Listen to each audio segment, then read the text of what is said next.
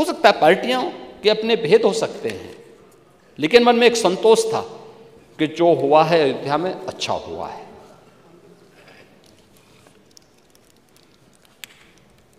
और हर व्यक्ति के मन में एक भाव था कि नहीं, अयोध्या हम सबको चलना चाहिए। यह अद्भुत, अलौकिक, अविस्मरणीय क्षण था। हर व्यक्ति गौरवान्वित था, गौरव की अनुभूति कर रहा था। और गौरव की अनुभूति इसलिए कर रहा था कि लगभग 500 वर्षों के एक लंबे अंतराल तक चले लंबे संघर्ष, लंबी कवायद, लंबा वाद विवाद, सर्वानुमति के साथ उसका समाधान का रास्ता निकला और पूरे देश की जनभावनाओं के अनुरूप आज रामलला के भव्य मंदिर के निर्माण का मार्ग प्रशस्त न केवल हुआ है, बल्कि रामलला वहां प्रत्यक्ष रूप से विराजमान भी हुए और सबकी उपस्थिति। दुनिया के अंदर पहली घटना थी जहां प्रभु को अपने स्वयं के अस्तित्व के लिए स्वयं प्रमाण जुटाने पड़े थे, स्वयं प्रमाण जुटाने पड़े थे। लेकिन राम की मर्यादा हमें धैर्य की प्रेरणा देती है। उस धैर्य के साथ जो 500 वर्षों के एक लंबे अंतराल को सनातन हिंदू धर्मावलंबियों ने व्यतीत किया, ये वे धैर्य उस प्रसन्नता के रूप में, दीपोत्सव के रूप में, आतिशबाजी के रूप में 22 जनवरी को पूरे हिंदुस्तान के अंदर और दुनिया के अंदर जहां कहीं भी हम देख रहे थे, हर ओर से एक ही आवाज आ रही थी। यह अद्भुत क्षण था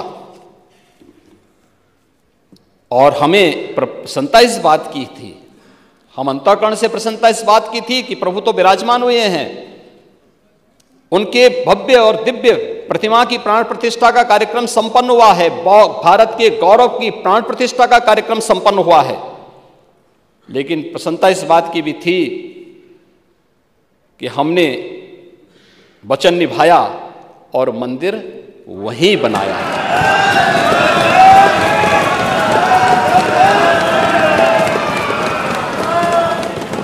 जो कहा सो किया, जो संकल्प लिया उसकी सिद्धि भी हुई। केवल बोलते नहीं हैं, करते भी हैं। और आज नव्य, भव्य और दिव्य अयोध्या को देख करके भी हर व्यक्ति अभिभूत है।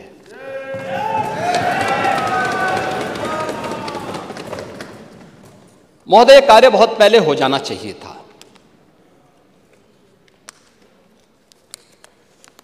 हम मानते हैं मंदिर का विवाद न्यायालय में था,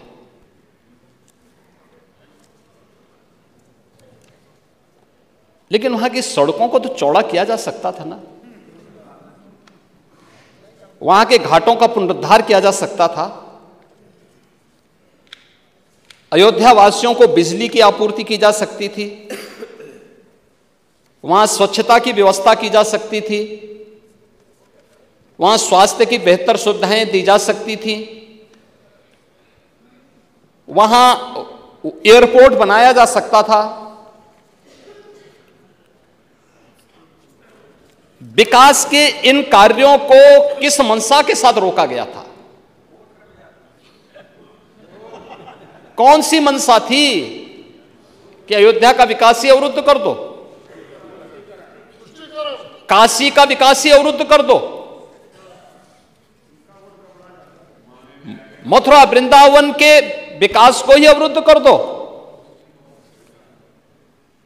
महोदय, ये तो मुद्दा नियत का है।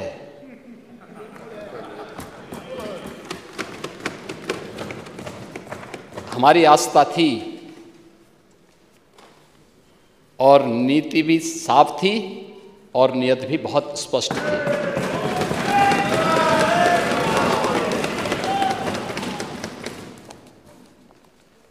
हमने बिना रुके, बिना डिगे, बिना झुके हम लोग अयोध्या भी गए, प्रदेश के हर जनपद में गए। अगर मैं अयोध्या और काशी गया हूं तो नोएडा और बिजनौर भी गया हूं। अयोध्या को इसलिए अभिषिक्त कर दिया गया था कि वोट बैंक कट जाएगा, और नोएडा और बिजनौर इसलिए लोग नहीं जाते थे कि वहां से जाने पे कुर्सी से उतर जाएंगे। हमने कहा इन चारों जगह तो जरूर जाएंगे। इसलिए भी जाएंगे कि भाई अयोध्या इसलिए जाएंगे, हमारी आस्था का स्थल है, और ये मेरा सौभाग्य है और मेरी सरकार का सौभाग्य है कि अयोध्या का भव्य दीपोत्सव जो आज राष्ट्रीय आयोजन बन चुका है, राष्ट्रीय उत्सव बन चुका है, उसको हमारी सरकार को शुरू करने का सौभाग्य प्राप्त हुआ। हम लोगों ने शुरू किया। आज वो एक नित नए प्रतिमान स्थापित कर रहा है। अयोध्या को उसकी एक पहचान दिलाई गई। अयोध्या भी हम लोग गए, कोई संकोच नहीं किया। लोग बोलते थे कि मामला, हमने कहा विवाद एक स्थल विशेष का होगा, न्यायालय में सुनवाई हो रही है, लेकिन अयोध्या का विकास और वहां की जनता को, वहां आने वाले श्रद्धालुओं को आप वंचित कैसे कर सकते हैं सुविधाओं से। हम लोग गए। नोएडा और बिजनौर के भी बारे में मुझे बताया गया कि मुख्यमंत्री नहीं जाते। मैंने कहा क्यों? कहा कि मुख्यमंत्री उतर जाते हैं। तो मैंने कहा जो कल होना है वो आज हो जाए, अच्छा है, लेकिन मैं जाऊंगा जरूर। मैं दोनों जगह भी गया। जब व्यक्ति स्वयं शाश्वत नहीं है तो फिर कुर्सी किसकी शाश्वत रहेगी? वो जरूर जाए, लेकिन जाऊंगा जरूर, क्योंकि नोएडा भी उत्तर प्रदेश का पार्ट है और बिजनौर भी उत्तर प्रदेश का पार्ट है। मैं जरूर जाऊंगा। लेकिन हम लोगों ने कोई भेद नहीं किया। लेकिन महोदय, अयोध्या नगरी को प्रतिबंधों और कर्फ्यू के दायरे में जरूर लाया गया था पिछली सरकारों के समय।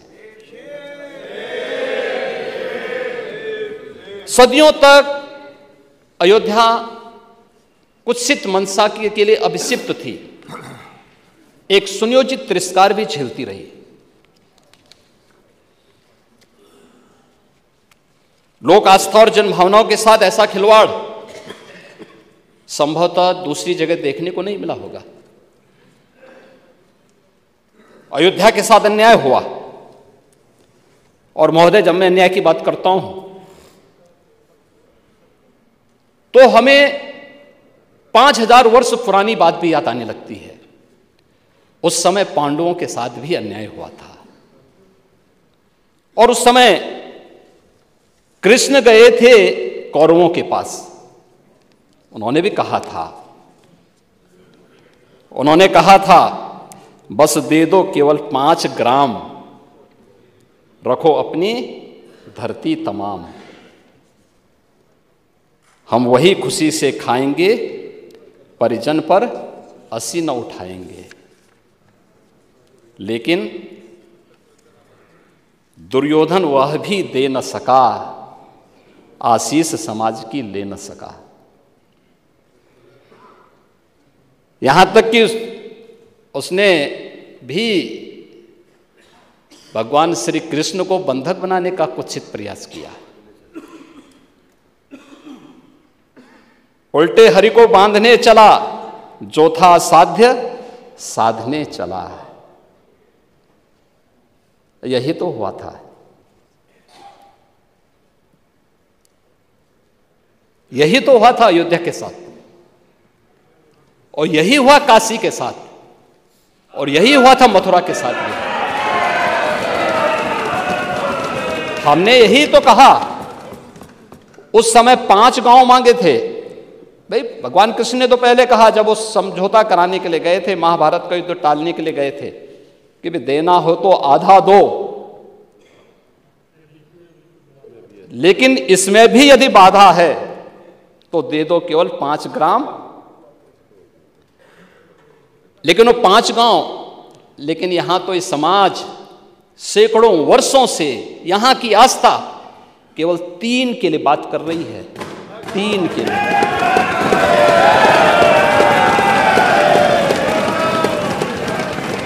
वो 3 किले भी इसलिए वे विशिष्ट स्थल हैं, वे सामान्य नहीं है। ईश्वर की अवतरण की धरती है,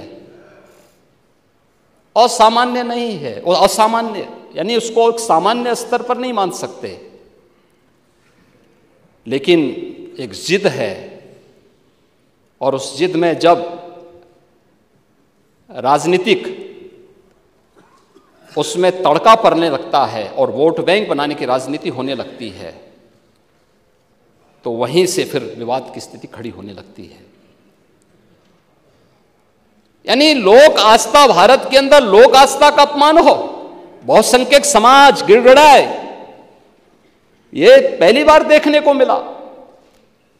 दुनिया देख रही, स्वतंत्र भारत में काम पहले होना चाहिए था, 1947 में प्रारंभ होना चाहिए था,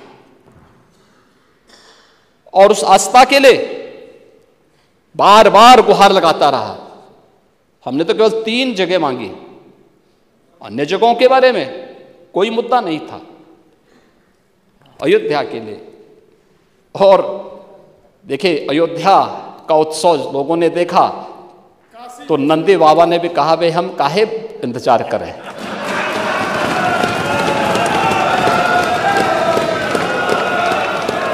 उन्होंने भी इंतजार किए बगैर रात्रि में बैरिकेड तोड़वा डाले, और हमारे कृष्ण कन्हैया कहां मानने वाले हैं।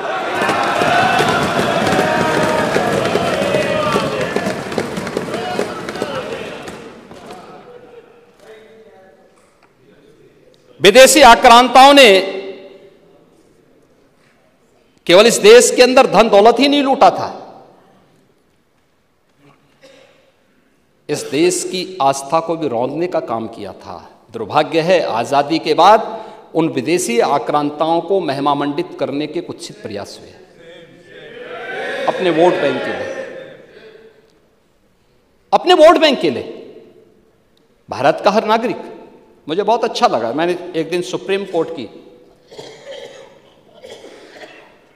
एक अधिवक्ता, संभवतः मैं उसका नाम जान नहीं पा रहा हूं, लेकिन कुछ संभवतः कोई सुबई खान है, उनका एक वक्तव्य मैं सुन रहा था, और बहुत अच्छा वक्तव्य बना। उन्होंने कहा, देखिए हम सब सनातन धर्मावलंबी हैं, हाँ मेरा मजहब इस्लाम हो सकता है, और मेरी उपासना विधि है, मेरा मजहब है, लेकिन जन्म से हम सनातनी भारतीय हैं।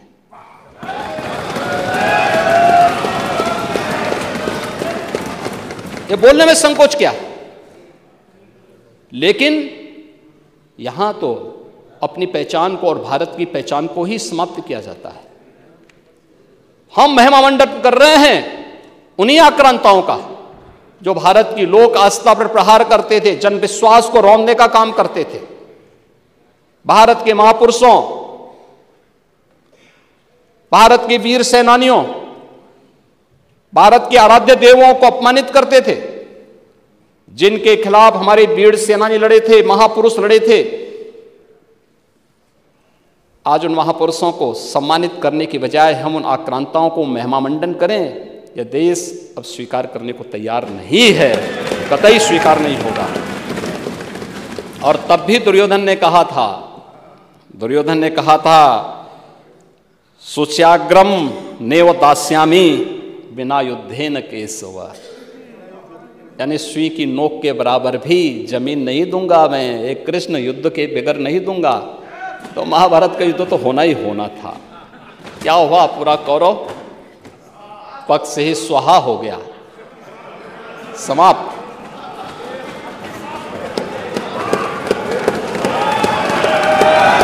और याद करना,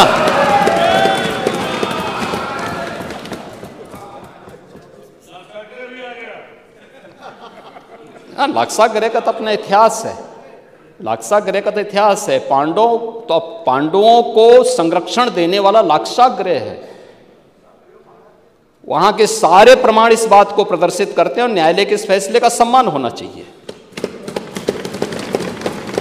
महोदय, आज सदियों की प्रतीक्षा अयोध्या में दूर हुई। आज अयोध्या में इंटरनेशनल एयरपोर्ट है। 14 से 15 फ्लाइट अयोध्या से देश के अंदर अलग अलग स्थानों पर जा रही है। ये अयोध्या में प्रारंभ हुआ है। जो अयोध्या को पहले छूना नहीं चाहते थे, आज अयोध्या इंटरनेशनल एयरपोर्ट देने वाला देश का एक प्रमुख राज्य और देश के 4 इंटरनेशनल एयरपोर्ट के साथ उत्तर प्रदेश अपने 9 एयरपोर्ट को क्रियाशील कर चुका है और 10 और को हम क्रियाशील करने जा रहे हैं बहुत सी। अयोध्या में माता सबरी के नाम पर रसोई घर भी प्रारंभ हो गया है। क्या माता सबरी के अनुयायी पीडीए के हिस्से हैं या नहीं हैं? रेन बसेरा भी अयोध्या में बन गया है और ये निषाद राज के नाम पर बन गया है। क्या निषाद राज के अनुयायी पीडीए के पार्ट हैं या नहीं हैं? प्राचीन कुंडों का पुनरुद्धार हो रहा है। भरत कुंड, राम की मर्यादा, परिवार की मर्यादा। क्या परिवार की मर्यादा है? यहां तो पीडीए, हमारे डिप्टी सीएम ने कहा, पीडीए का मतलब है परिवार डेवलपमेंट अथॉरिटी। ब्रजेश जी ने अभी अपने उसमें कहा, उनके पीडीए में और लोग हैं लेकिन चच्चू नहीं है। वो बेचारे हमेशा ठगे जाते हैं ऐसे ही। कब तक यह न्याय होगा पता नहीं। महाभारत क्यों, एक बार पढ़िए महाभारत। हाँ, एकदम। आखिर परिवार के 3 सदस्यों के नाम थे, चच्चू के नाम क्यों नहीं था?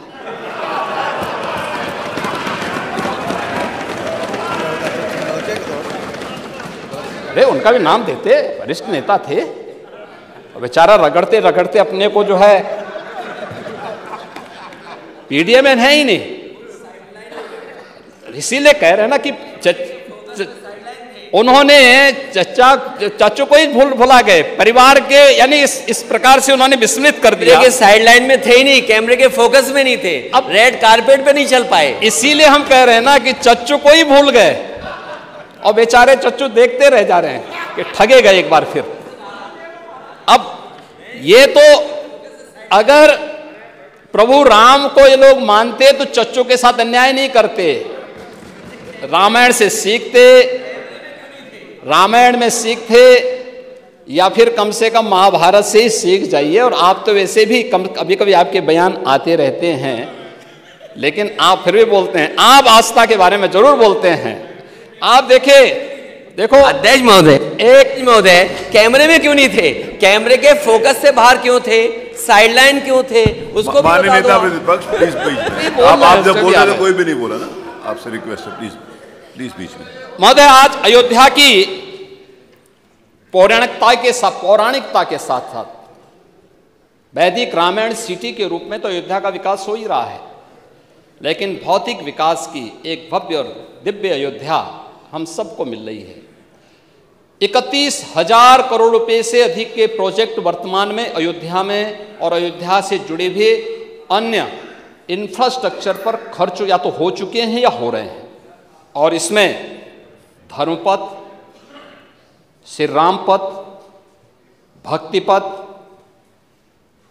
जन्मभूमि पथ, इन सब का निर्माण कार्य हो चुका है। आज आप जाइए ना, सिंगल लेन की जो सड़कें थी अब वो 4 लेन की हो गई। वहां पे गुप्तार घाट, वहां पे राम घाट, नया घाट एक नए स्वरूप में आ गया। गुप्तार घाट आज कोई जाके देखेगा ना, कितना दिव्य स्थल बन चुका है। राम जी की पेड़ी, सत्र के पहले पानी वहीं सड़ता था।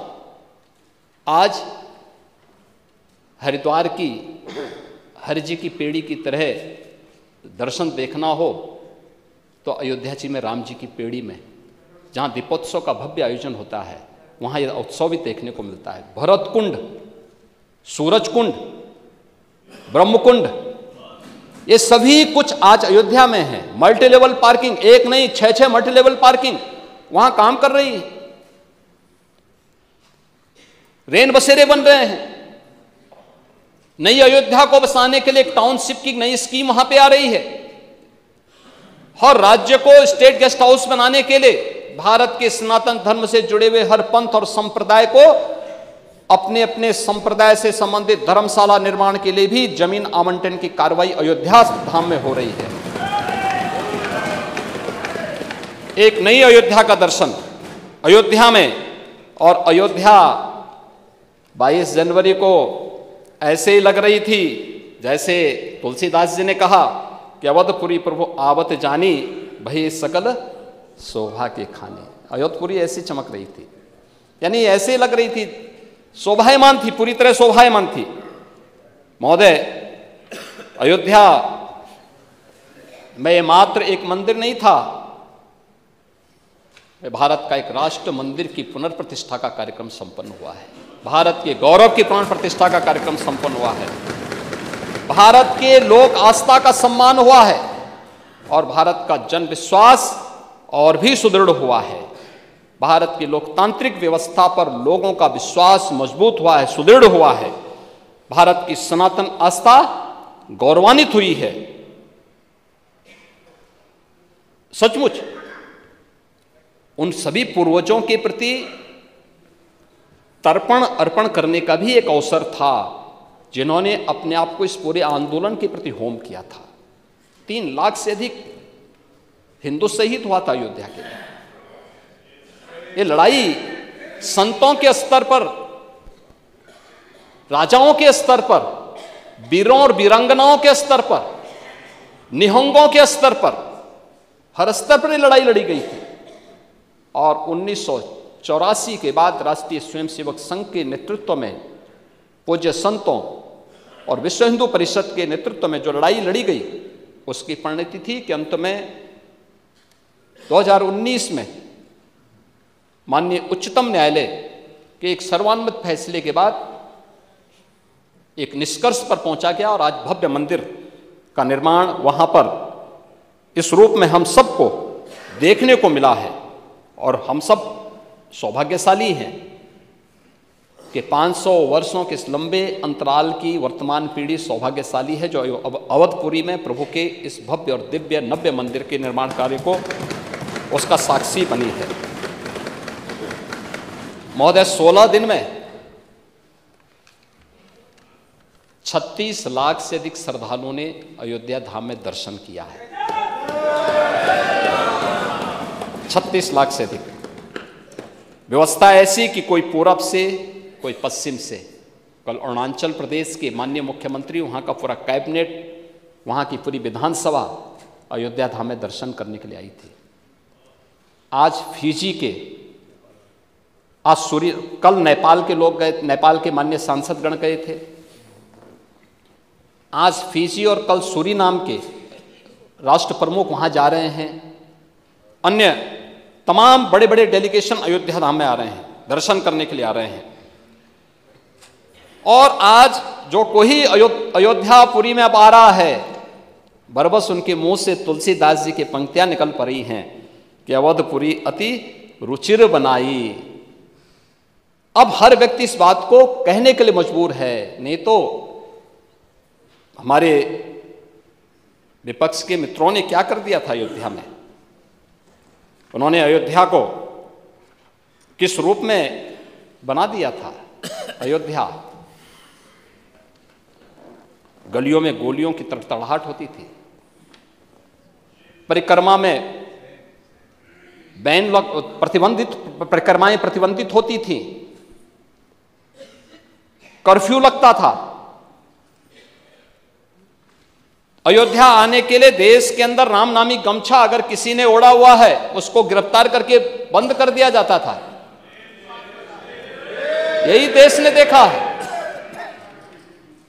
1990 से लेकर के लगातार एक लंबी लड़ाई जिस स्तर पर लड़ी गई, और आज उसका परिणाम हम सबके सामने है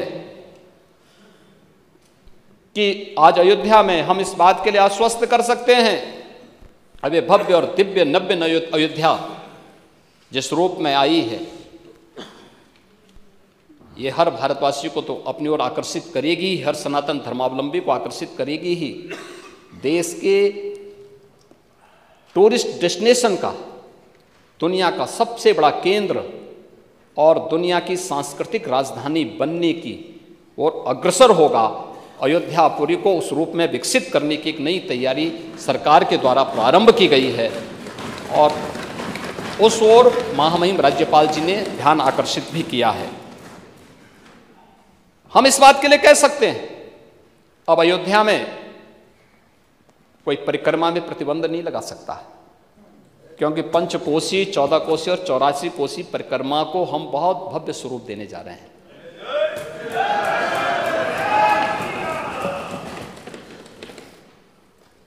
महोदय, अब वहां पे कोई कर्फ्यू नहीं लगाएगा। अब तो वहां पे मंगल भवन अमंगल हारी की इस कीर्तन के साथ अयोध्या की गलियों में गूंज सुनाई देगी। अब अयोध्या, जिसका नाम अयोध्या था, सचमुच अयोध्या के रूप में जानी जाएगी, क्योंकि कुछ लोगों ने अपने निहित स्वार्थ के लिए उसको युद्ध की भूमि में बदल दिया था। लेकिन अब अयोध्या में ऐसा नहीं होगा। लेकिन हम आश्चर्यचकित थे कि जब यहाँ पे मेरे सहयोगी संसदीय कार्य मंत्री जी ने अयोध्या से संबंधित 500 वर्षों की इस प्रतीक्षा से संबंधित संकल्प को इस सदन में रखा था,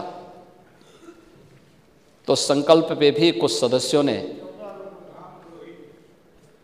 विरोध में अपना विरोध व्यक्त करने का प्रयास किया था।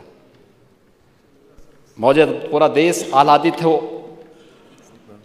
तब कुछ सदस्यों के द्वारा इस प्रकार का कृत्य जन भावनाओं के विपरीत है, जन आस्था के साथ खिलवाड़ है।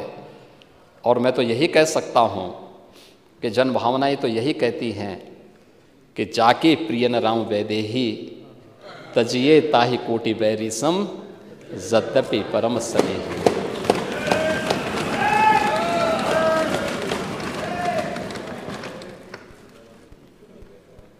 तब कर्फ्यू का सन्नाटा था, आज अयोध्या मंगल भवन अमंगलहारी की ध्वनि से गुंजायमान हो रही है। तब की सरकार ने अयोध्या की उपेक्षा की थी और आज हमसे पूरा भारत एक नई अपेक्षा रखता है और उस नई अपेक्षा के साथ आज अयोध्या आप सबको भी अयोध्या के लिए प्रभु के दर्शन करने के लिए आमंत्रित करती है।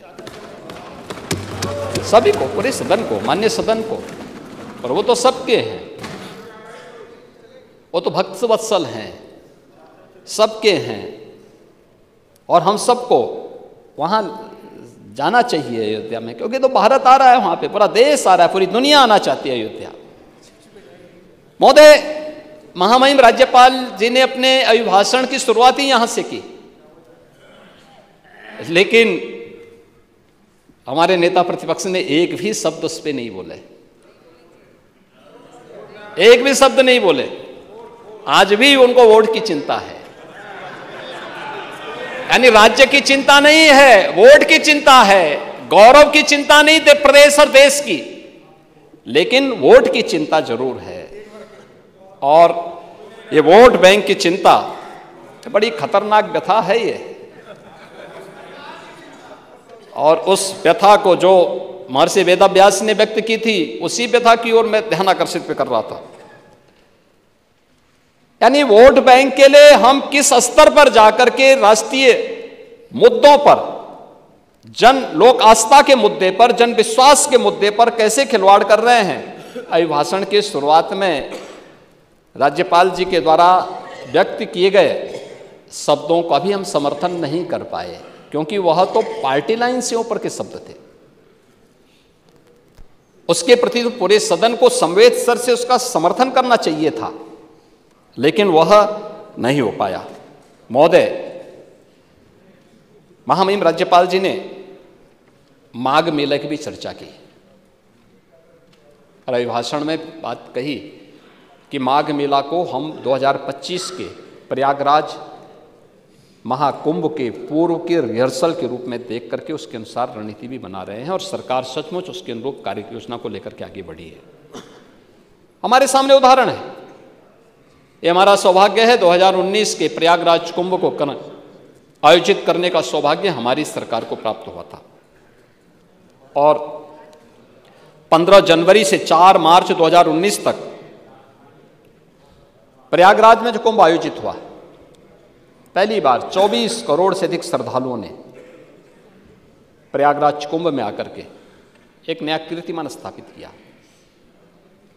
सुरक्षा, स्वच्छता और सुव्यवस्था का क्या मॉडल हो सकता है, ये प्रयागराज कुंभ में देखने को मिला था।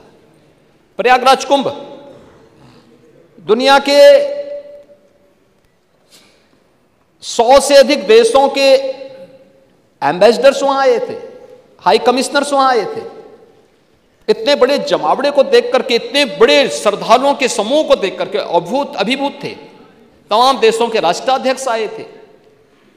आदरणीय प्रधानमंत्री जी के मार्गदर्शन में जो वहां व्यवस्था बनाई गई थी, सबने उसकी सराहना की और मौनी अमावस्या के दिन 5 करोड़ श्रद्धालुओं ने प्रयागराज में संगम तट पर स्नान किया था। पहली बार आजादी के बाद प्रयागराज में अक्षय वट का दर्शन श्रद्धालुओं के लिए खोला गया। सरस्वती कूप के दर्शन श्रद्धालुओं ने किए। ये प्रयागराज के अंदर ये दृश्य भी हर व्यक्ति देख करके अभिभूत था और हमारी सरकार ने अभी से व्यवस्था प्रारंभ की है कि हम लोग 2025 के कुंभ को भव्य और दिव्य रूप में स्वच्छता, सुरक्षा और सुव्यवस्था के उसी मॉडल के रूप में आगे लेकर के जाएंगे जो 2019 में दिया गया था, उसी मॉडल को। क्योंकि हमारा मानना है अब अयोध्या में 19 के पहले जब प्रयागराज कुंभ 19 में जब प्रयागराज कुंभ था, तब काशी में काशी विश्वनाथ धाम इस रूप में नहीं था, मां बिंदुवासिनी का धाम इस रूप में नहीं था, चित्रकूट इस रूप में नहीं था, अयोध्या धाम इस रूप में नहीं था, नैमिषारण्य इस रूप में नहीं था। और ये डबल इंजन सरकार का सौभाग्य है कि आज एक नई काशी के दर्शन हम काशी विश्वनाथ धाम के माध्यम से करते हैं। तो काशी, कितने लोग काशी में आ गए, बड़ी संख्या में। मैं वो भी आंकड़े आपको दूंगा कि कितना लाभ यूपी को हो रहा है। इसलिए हम लोगों का अनुमान है कि 2025 के प्रयागराज कुंभ में 19 के कुंभ की तुलना में उसके 1.5 से 2 गुना श्रद्धालु प्रयागराज में आएगा। उसके अनुसार उस प्रकार की अवस्थापना सुविधा, उस प्रकार का उसका विस्तार और ये सभी सुविधाएं हम लोग वहां पर उपलब्ध करवाएंगे और उसके लिए अभी से हमारी तैयारी चल रही है। 9 आरओबी बनाने गए हैं, नया सिविल टर्मिनल का कार्य भी वहां पर किया गया। 250 से अधिक सड़कों के चौड़ीकरण और उनके सुदृढ़ीकरण का कार्य भी संपन्न हुआ। 1,14,500 से अधिक शौचालयों का निर्माण हुआ। और इस वर्ष भी मुझे बताते हुए प्रसन्नता है कि माघ मेला जो चल रहा है, पहला स्नान मकर संक्रांति के दिन हुआ और अब तक लगभग 40 लाख श्रद्धालु संगम में स्नान कर चुके हैं इस माघ मेला के दौरान भी। महोदय, आज भारत जिस सांस्कृतिक पुनर्जागरण के एक नए दौर में प्रवेश किया है, इसमें अयोध्या का दीपोत्सव भी, ब्रज का रंगोत्सव भी, काशी की देव दीपावली भी पूरे देश के अंदर अपनी पहचान बना रही है। अयोध्या जी तीर्थ विकास परिषद, देवपाटन तीर्थ विकास परिषद, ब्रज तीर्थ विकास परिषद, बिंदधाम तीर्थ विकास परिषद, सुख तीर्थ विकास परिषद, चित्रकूट धाम तीर्थ विकास परिषद, नैमिष धाम तीर्थ विकास परिषद, ये सभी गठित करके इन सभी धार्मिक और आध्यात्मिक केंद्रों के सुनियोजित विकास को, उनके भौतिक, उनके आध्यात्मिक, उनके धार्मिक विकास को एक व्यवस्थित तरीके से आगे बढ़ाने का कार्य सरकार कर रही है। काशी विश्वनाथ धाम कॉरिडोर का निर्माण कार्य पूरा हो चुका है। मां अन्नपूर्णा की प्रतिमा 100 वर्ष के बाद फिर से काशी विश्वनाथ धाम में वहां पर पुनर्स्थापित हो चुकी है। सोरो सोकर क्षेत्र के विकास आदि के कार्य भी सरकार ने प्रारंभ किए हैं। कहीं रामायण पथ का काम, कहीं बौद्ध परिपथ का कार्य, आध्यात्मिक परिपथ का कार्य, शक्ति परिपथ का कार्य और ब्रज परिपथ का, बुंदेलखंड परिपथ और महाभारत परिपथ के कार्य को भी उत्तर प्रदेश का पोटेंशियल है, इन सब पर सरकार व्यवस्थित तरीके से कार्य कर रही है। और इसका परिणाम क्या है कि पिछले वर्ष 6 करोड़ यानी लगभग 6.5 करोड़ श्रद्धालु अकेले काशी विश्वनाथ धाम का दर्शन किया है गत वर्ष अकेले काशी में। मथुरा वृंदावन में 6 करोड़ से अधिक लोगों ने दर्शन किया।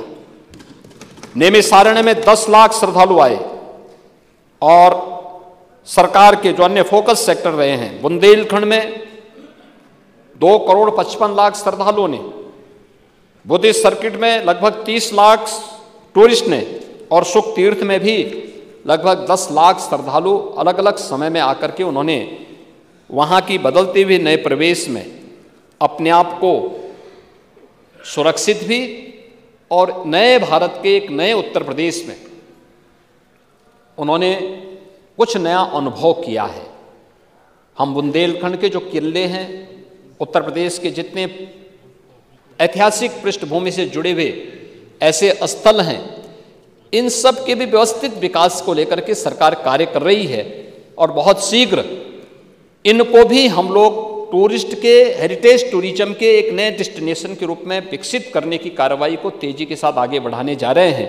और इसी का परिणाम है, सरकार के द्वारा, डबल इंजन सरकार के द्वारा किए गए प्रयास का परिणाम है कि आज 17 के पहले जो उत्तर प्रदेश टूरिज्म में देश के अंदर कहीं नहीं था, आज वह नंबर 1 पर है। उत्तर प्रदेश नंबर 1 पर देश के अंदर है। ये केवल टूरिज्म का विकास नहीं है, लाखों लोगों के लिए, लाखों नौजवानों के लिए एक नौकरी और रोजगार की संभावनाओं को विकसित करने वाला क्षेत्र सर्विस सेक्टर है। इसमें अलग अलग लोगों को तमाम प्रकार की नौकरियां और रोजगार के अवसर भी उपलब्ध हो रहे हैं। उत्तर प्रदेश की इकोनॉमी में इसके माध्यम से बढ़ोतरी हो रही है और उत्तर प्रदेश ने जिस इस कार्य को आगे बढ़ाने का काम किया है, आज उसी का परिणाम है कि उत्तर प्रदेश ने जो सुशासन के लक्ष्यों को प्राप्त करने का प्रयास किया है, अभिभाषण में उसका भी उल्लेख महामहिम राज्यपाल जी ने किया है।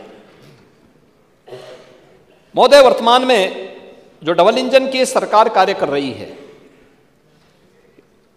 स्वाभाविक रूप से स्पीड भी डबल होगी और परिणाम भी उसके डबल से अधिक देखने को मिल रहे हैं। और ख़ास तौर पर हम लोगों ने इस चीज़ को देखा है कि आज जब हम अमृत काल में उसके परिणामों को देख रहे हैं तो वो सब हमको अभिभूत करते हैं। प्रधानमंत्री मोदी जी ने आज़ादी के अमृत महोत्सव के मुख्य समारोह को संबोधित करते हुए देशवासियों से पंच प्रण के संकल्प के साथ आगे बढ़ने की बात की। इन पंच प्रण को किस रूप में हम लोग जमीनी धरातल पर उतारने का काम कर रहे हैं, आज चाहे वह डिजिटल इंडिया के माध्यम से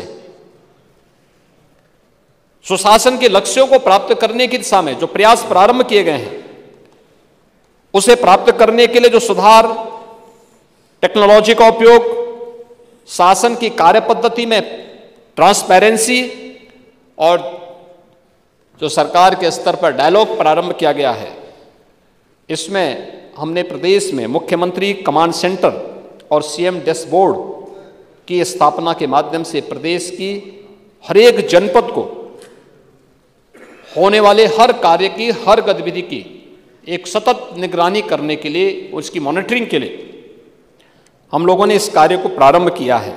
और उसी का परिणाम है कि संपूर्ण समाधान दिवस, थाना दिवस, सीएम हेल्पलाइन और आईजीआरएस पोर्टल के जो हमारे प्लेटफॉर्म्स हैं, 4 करोड़ 77 लाख 90,000 से अधिक मामले इसमें दर्ज होते हैं और इसमें मेरिट के आधार पर 4,74,00,000 यानी 75 लाख से अधिक मामलों का मेरिट के आधार पर निस्तारण का कार्य भी संपन्न हुआ है। महोदय,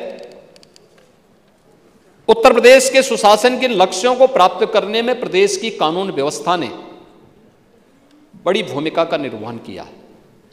इसके लिए प्रदेश को, शासन को पूरे प्रदेश के अंदर सुरक्षा का एक बेहतर वातावरण बनाना पड़ा है।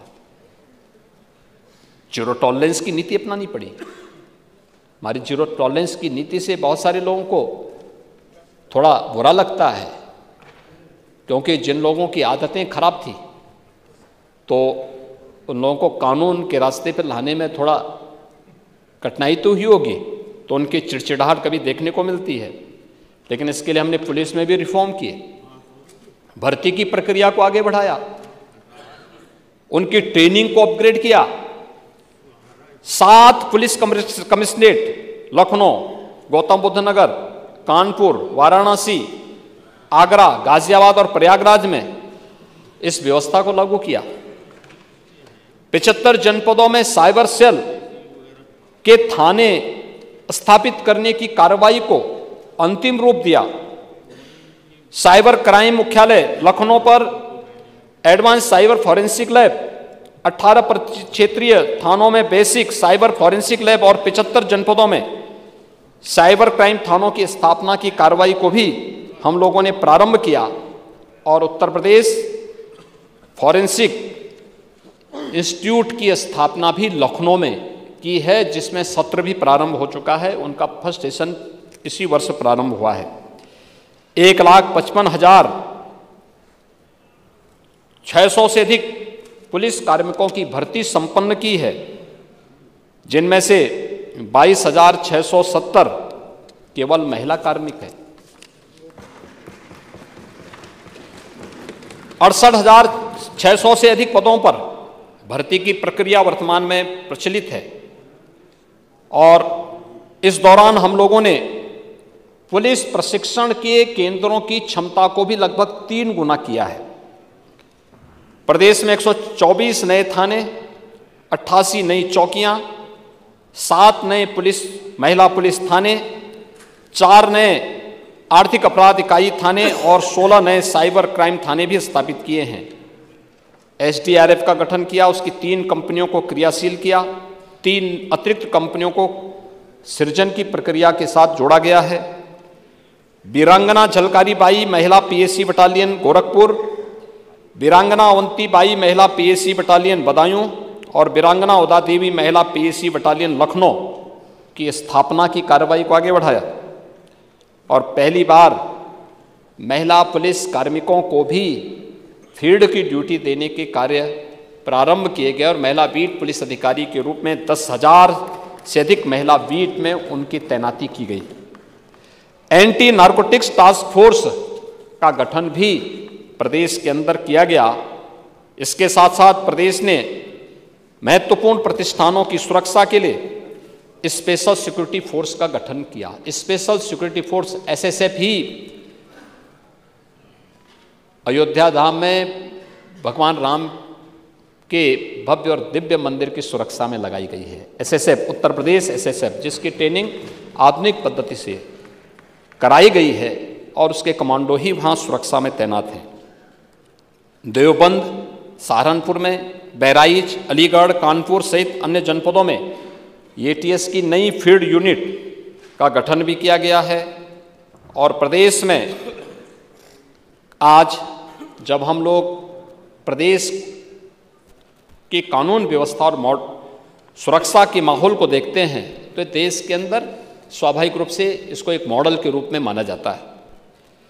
NCRB के आंकड़े जो बताते हैं 2016 के सापेक्ष 2023 में अगर आप देखेंगे तो डकैती के मामलों में लगभग 87% कमी आई है, लूट के मामलों में लगभग 76% कमी आई है, हत्या के मामले में 43% कमी आई है, बलवा के मामले में 64%, फिरौती और अपहरण के मामलों में 72% और दुष्कर्म के मामलों में 46% की कमी देखने को मिली है।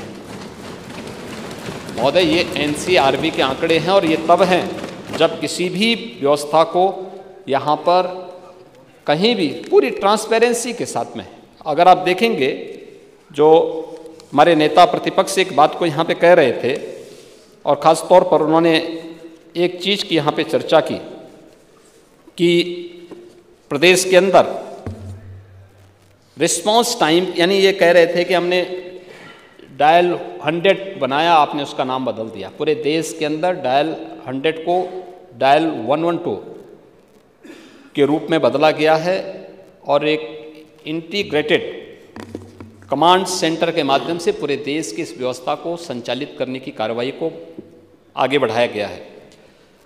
इसमें 2017 के पहले जो रिस्पांस टाइम था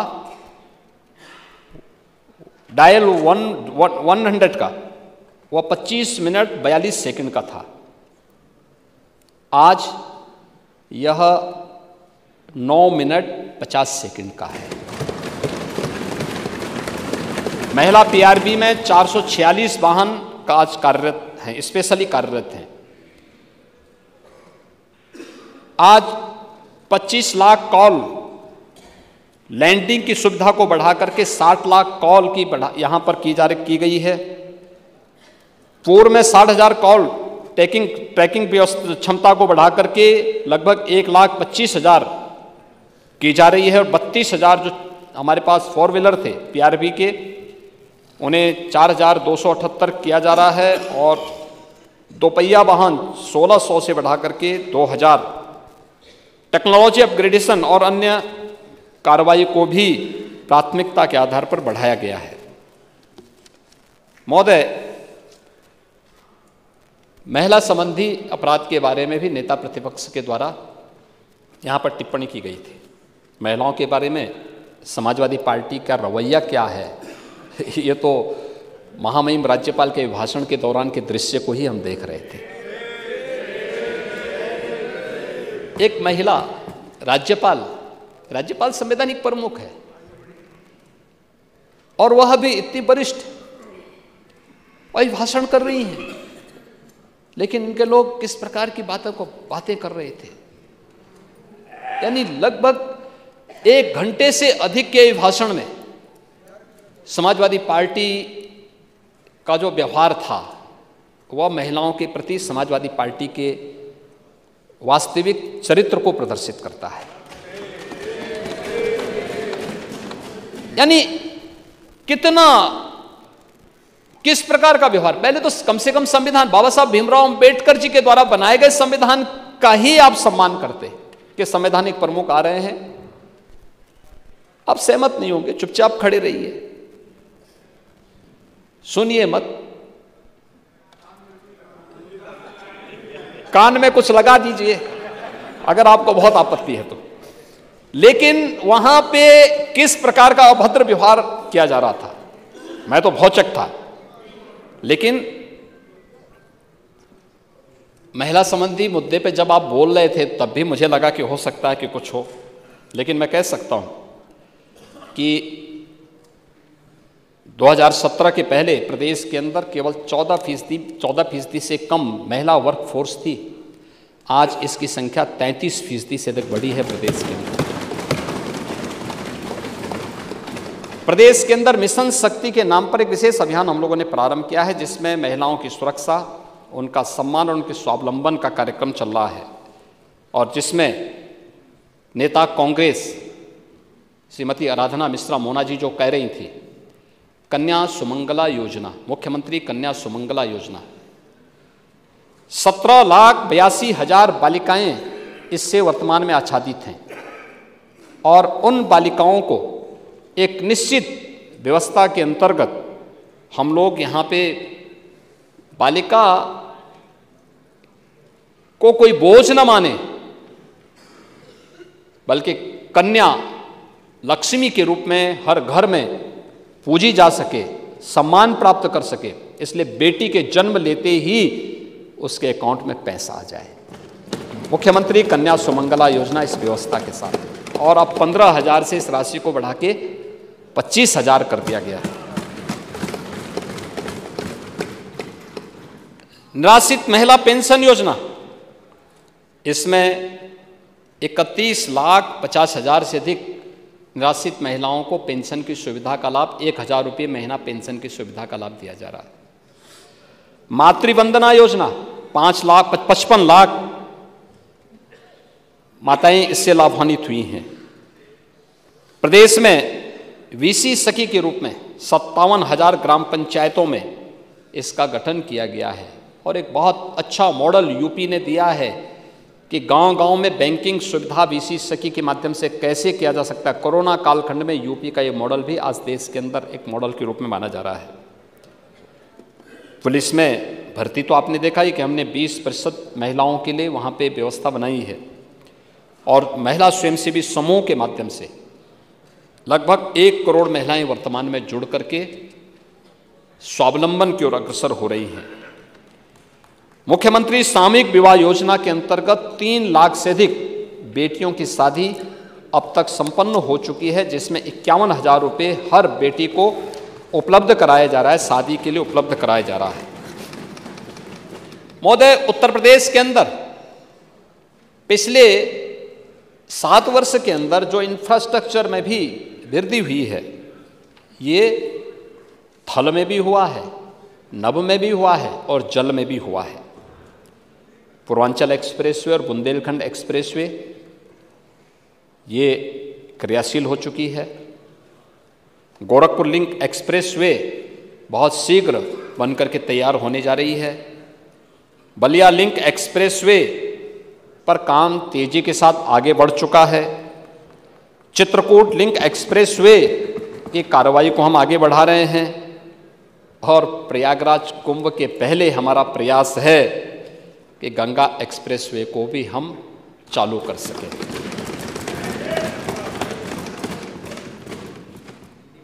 आज महोदय, नेता प्रतिपक्ष इस बात को कह रहे थे कि एक्सप्रेसवे में Lucknow Kanpur greenfield expressway, elevated जो एक्सप्रेसवे है, ये भारत सरकार के सहयोग से बन रही है। इसके अलावा बलिया लिंक एक्सप्रेसवे, ये भारत सरकार के सहयोग से प्राप्त बन रही है। प्रदेश के अंदर जो विभिन्न जनपदों में हम लोगों ने इस कार्य को आगे बढ़ाने का काम किया है, लगभग 4 लेन की 1235 ऐसे प्रोजेक्ट हैं जिसको पिछले 7 वर्ष के अंदर आगे बढ़ाया गया है और जो ये बेहतरीन कनेक्टिविटी प्रदेश के अंदर, यहाँ पर प्रदेश के अंदर संपन्न हुई है।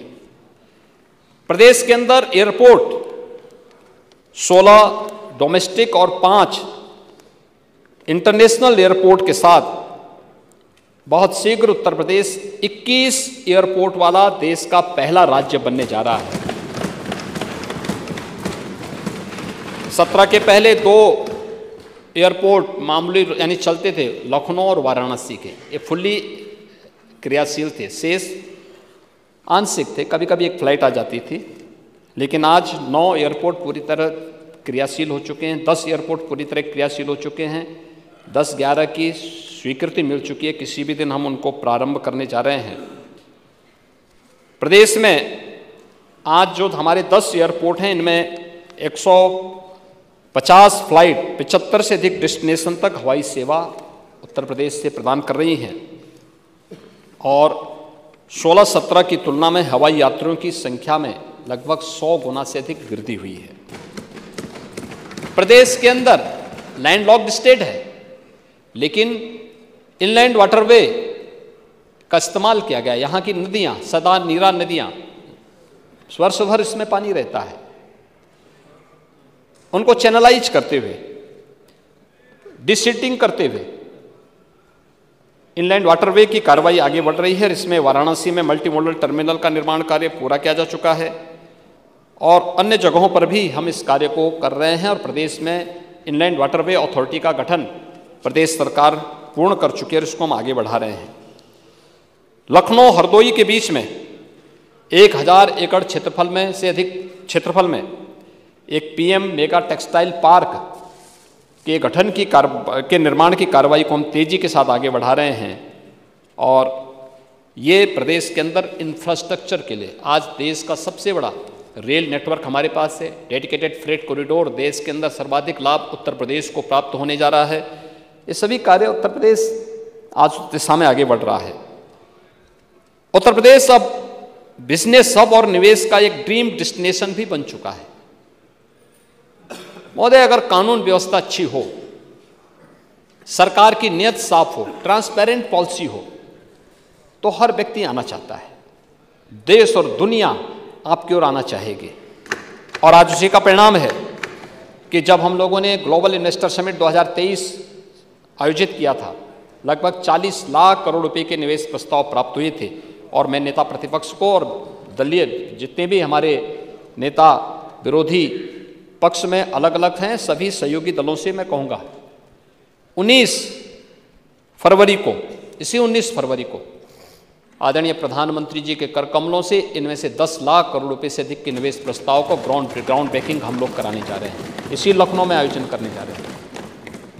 ये 10 लाख करोड़ रुपए के निवेश के प्रस्ताव उत्तर प्रदेश में पहली बार उनका भूमि पूजन का कार्यक्रम संपन्न होगा। और पिछली उस समय रिपोर्ट भी आपके सामने हम लोग पढ़ेंगे कि पिछले निवेश से कितने नौकरियां लगी हैं, कितने नए रोजगार के सृजन हुए हैं और उत्तर प्रदेश में इसका क्या असर पड़ा है। ये आपने अगर संभवतः इकोनॉमिक टाइम्स की ये रिपोर्ट 3 फरवरी की पढ़ी होती, जिसमें उन्होंने तमिलनाडु के तिरुपुर जिले की एक बात लिखी थी, पढ़ी होगी ना, जिसमें उन्होंने इस बात को कहा था कि वहाँ पे उत्तर प्रदेश के 2 लाख से अधिक लोग काम करते थे और पिछले 7 वर्ष के अंदर उत्तर प्रदेश के अंदर निवेश का जो माहौल बना, जो नए उद्योग आए, आज उनमें से 60,000 से अधिक लोग वापस यूपी में जा चुके हैं, जिनको यूपी में ही काम मिल चुका है। ये नया उत्तर प्रदेश है और इस नए उत्तर प्रदेश की इस गाथा को आपको भी स्वीकार करना चाहिए। और इसमें आप यहाँ के सीएम रहे हैं, और ठीक है, भविष्य के तो उसमें सभी लोगों ने प्रश्न आप पे खड़ा कर दिया है। जब चाचा ही आप पे आशीर्वाद नहीं बरसा रहे हैं तो औरों का आशीर्वाद क्या मिल पाएगा। लेकिन कम से कम आपको इस बात पर गौरव की अनुभूति होनी चाहिए कि जिस उत्तर प्रदेश ने आपको मुख्यमंत्री के रूप में स्वीकार किया था कभी, आज उत्तर प्रदेश प्रगति कर रहा है, तो आपको तो खुश होना चाहिए, हर व्यक्ति को खुश होना चाहिए। हाँ नहीं, चाचा तो आज भी साथ में हैं।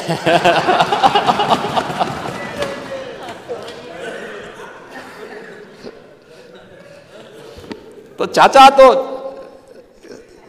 हाँ, महोदय ये इसलिए हुआ क्योंकि हमने एक कानून व्यवस्था का बेहतर माहौल दिया।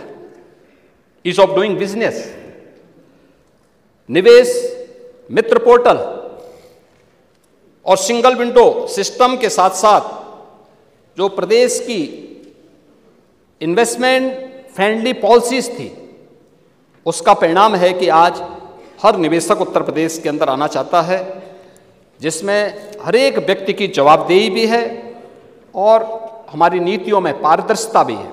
इसका परिणाम है कि उत्तर प्रदेश में हर व्यक्ति आना चाहता है। महोदय, ऊर्जा के क्षेत्र में भी उत्तर प्रदेश के अंदर जो कार्य हुआ है, नेता प्रतिपक्ष बार बार इस पे उंगली उठाते हैं, लेकिन 16-17 में कुल विद्युत का उत्पादन जो था 5,600 मेगावाट था और वर्तमान में हम लोग 8,688 मेगावाट विद्युत का उत्पादन उत्तर प्रदेश के अंदर कर रहे हैं। और इस वर्ष के अंत तक यह हम 12,800 तक इस उत्पादन क्षमता को बढ़ाने का काम करेंगे। विद्युतीकरण 1947 से लेकर के 17 तक 1,28,000 मजदूरों तक विद्युत पहुंच पाई थी और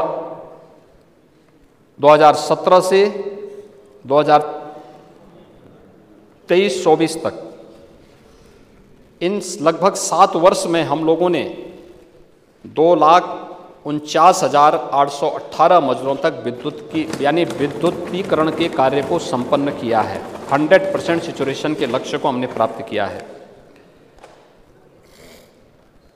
12 से 17 के बीच में केवल 8,44,000 विद्युत कनेक्शन दिए गए। 17 से अब तक 1,65,00,000 विद्युत के कनेक्शन उपलब्ध करवाए गए, यानी 20 गुना है। समाजवादी पार्टी के कालखंड से 20 गुना अधिक दिया गया। 2017 के पहले विद्युत का कोई अता पता नहीं था, लेकिन 2017 के बाद ग्रामीण क्षेत्र में 18 घंटे, तहसील मुख्यालयों में 21 से 22 घंटे और जनपद मुख्यालयों में 23 से 24 घंटे की विद्युत की आपूर्ति हम लोग अनवरत कर रहे हैं। 17 के पहले प्रदेश में 288 मेगावाट सोलर ऊर्जा केवल बन पाती थी, उसका प्रोडक्शन होता था। वर्तमान में ये लगभग 2600 मेगावाट हो गई है, यानी केवल सोलर एनर्जी के ही क्षेत्र में हमने 10 गुना से अधिक वृद्धि की है। और मुझे बताते हुए प्रसन्नता है, अयोध्या और काशी को सोलर सिटी के रूप में विकसित किया जा रहा है। बुंदेलखंड एक्सप्रेसवे को सोलर एक्सप्रेसवे के रूप में विकसित करने की कार्रवाई हमारी चल रही है। और अभी अयोध्या में 10 किलोमीटर लंबे मार्ग को सोलर स्ट्रीट लाइट से प्रकाशित करने का काम भी सरकार ने किया है। महोदय, अन्नदाता किसानों के बारे में भी सरकार ने अपने कार्यक्रम को तेजी के साथ आगे बढ़ाया, और ये सरकार तो अन्नदाता किसानों के लिए ही समर्पित रही है।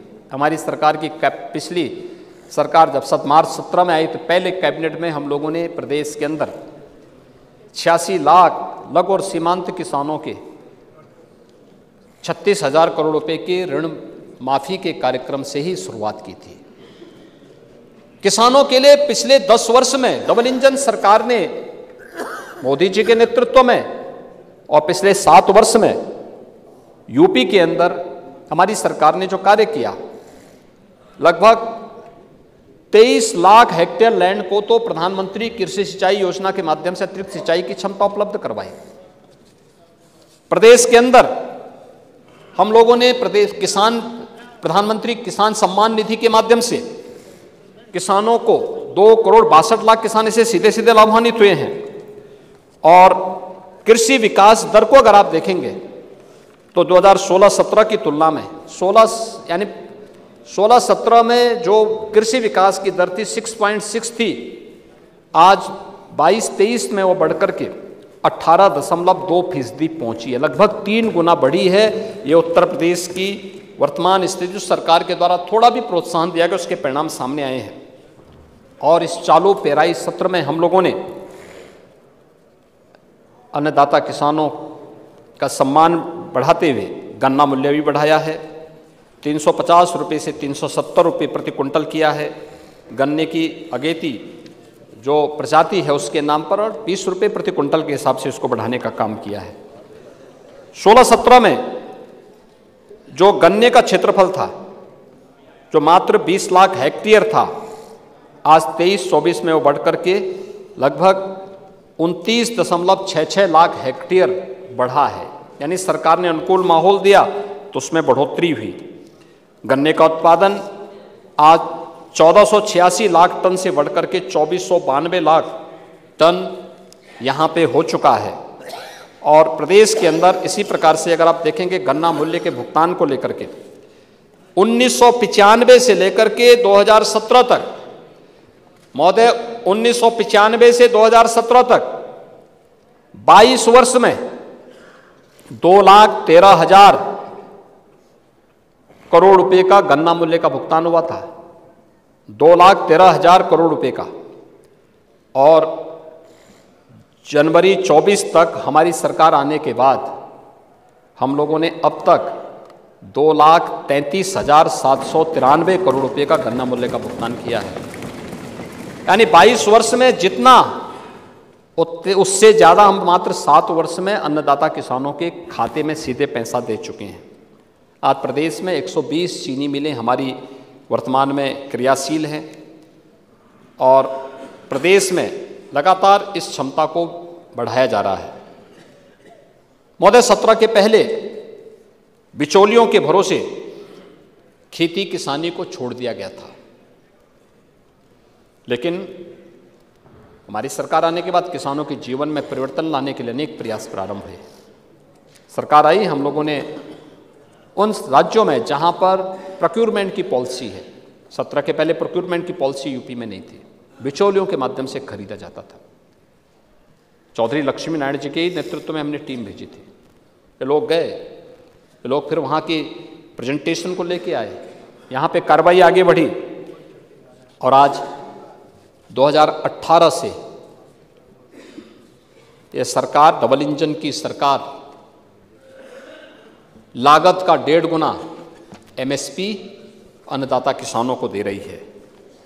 गेहूं में 2017-18 से 2023 तक 47,90,000 किसानों को 225 लाख मैट्रिक टन धान खरीद पर 41,300 करोड़ रुपए से अधिक का भुगतान सीधे उनके बैंक खाते में सरकार कर चुकी है, जो 2017 के पहले की सरकारों की तुलना में कई गुना अधिक है।